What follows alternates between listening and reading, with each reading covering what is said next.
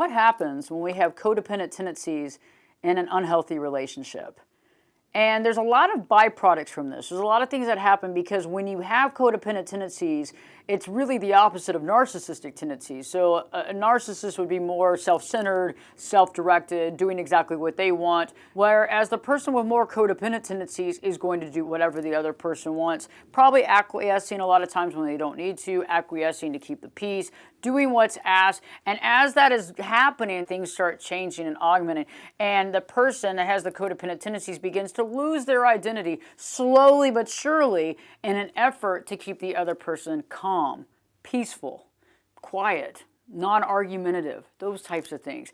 And it's almost like you're walking on eggshells, right? I can't say that, I can't do that. Oh God, I can't call that person. Oh, I can't be seeing my family member or friend or any of that. I gotta do the straight and narrow, and maybe tomorrow will be better. Maybe tomorrow will be better, because you really don't know what you're walking into, right? And you could walk into somebody that's in a very good mood, but that could change in an hour or 2 hours. And so you've learned how to tap dance around the situation. You know, you've done like a little tap dance, trying to figure out, okay, what do I do? How do I do this? And how do I get them to be happy with me?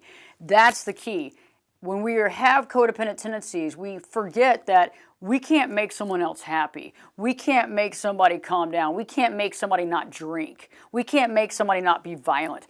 And that's the misconception, because the codependent believes, if I just act this way, if I just stay quiet, if I just acquiesce, if I just pick up the food, if I just go buy the wine, maybe this person will be calm today. Maybe they'll be in a better mood today. It's kind of that misleading thought process that we can actually change the other person. And that's where I think the rubber meets the road, is understanding how often are you looking at yourself and saying, if I just do this, maybe this will change that.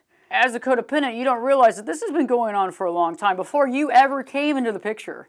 Okay, this person's been doing this with everybody else in their life because that is their MO. That's their mode of operandi. That's how they roll, okay? Because if they actually are in charge of their own life and they actually have to do things for themselves, then that's not good. They don't want to see that reality. They want to have that victim reality that they can step back to and hold on to and have, because if they can have that, then they don't have to step and do what they need to do in life. It allows them to do whatever they want to do, make you to blame. And the codependent's easy to be blamed, right? Because you own it immediately. Oh gosh, if it wasn't for this, you would have had that. If it wasn't for me doing this, maybe you would have had more friends. So you start creating the reality that you co-created the problem, or you created the problem, because they're making it very clear to you that you did. And so what I'm saying to you is that taking a step back and analyzing, the best thing you can do is turn it around. What if you were saying this to them? Would that be okay? What if you were blaming them for your problems? Would that be okay? But also, would it be realistic? A lot of times, in effort to really see the truth in our life, we have to take what the other person's doing, flip the script, put ourselves in that position, and then ask ourselves, would this be acceptable? Is this true? Also, as a codependent, really stepping back and asking, can you really change anybody's happiness? I mean, yes, we can do nice things for people. We don't have to be a jerk.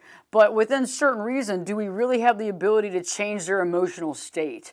Do we have the ability to do that? Probably not. And so being able to be honest with ourselves, taking the narcissism out a little bit, because sometimes we can be, oh, well, I'm in charge of all this, or I'm the reason for all this, or if I just did this, everything would be better. But that's just not true.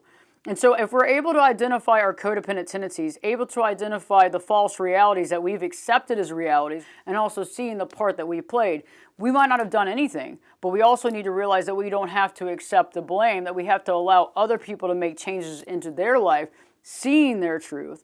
That can be very challenging for some people to see, but at the same time, as long as we don't accept the blame and try to make changes, they're going to have to do something to support their life. And if they're not willing to, we have to be able to make changes to our life to absolutely move on out of the situation. If this video has helped you, give us the thumbs up on this video, share it with family and friends. If you're interested in more content around cluster B dynamic, codependency, victim reality, and the list goes on, please subscribe to the channel, because this is the type of content we cover on a weekly basis. Do you recognize any of these tendencies in your current relationship, whether it's the codependent tendencies or recognizing the other person being the victim? If you could, add those comments in the comment section below. In the meantime, don't forget to live your true life.